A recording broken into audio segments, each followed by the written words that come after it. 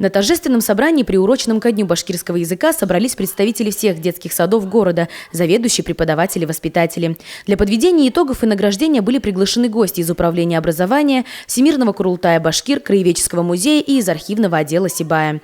В рамках марафона в дошкольных учреждениях проводились мероприятия с родителями, национальные игры и открытые уроки. В рамках этого марафона мы проводили конкурс, фестиваль под названием «История развития национального образования в дошкольных образовательных организациях города Сибай». И сегодня у нас итоговые мероприятия, подведение итогов и награждение наших лучших педагогов. Отличившихся педагогов наградили почетными грамотами и благодарственными письмами, отметили важность их работы, вклад в образование и воспитание детей. Наградили и тех, кто работает в сфере образования уже давно и имеет определенные заслуги. Заведующая архивным отделом Нилиш Мухаметова сообщила о создании коллекции фото и видеоматериалов истории дошкольного образования. А председатель Курултая Башкир города Роза Бигбова в своем выступлении отметила важность существования и работы башкирских садиков. Также она рассказала о мероприятиях, которые были проведены в рамках недели башкирского языка. Это и онлайн-уроки, которые проводила Ася Султановна. Это и открытые уроки, которые были проведены учителями башкирского языка. Кроме того, мы провели круглый стол со студентами, с обучающимися.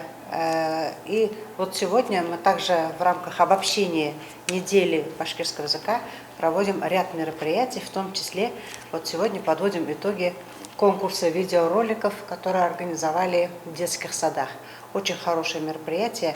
Подводя итоги видеоконкурса, жюри обращали внимание на то, как дошкольные учреждения подали свою историю. В итоге гран-при удостоился коллектив детского сада «Акбузат». Коллектив муниципального дошкольного образовательного учреждения «Центр развития ребенка», детский сад «Акбузат», занявший гран-при.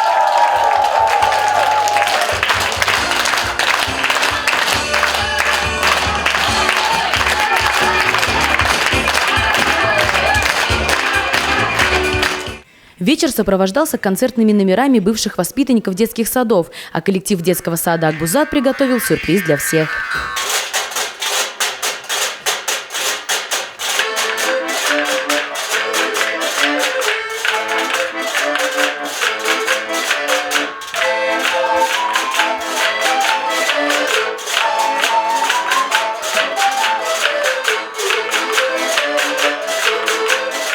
Татьяна Огурцова, Фарваз Рафиков, Руслан Кумушкулов, Любовь Карпова, телекомпания СТВ.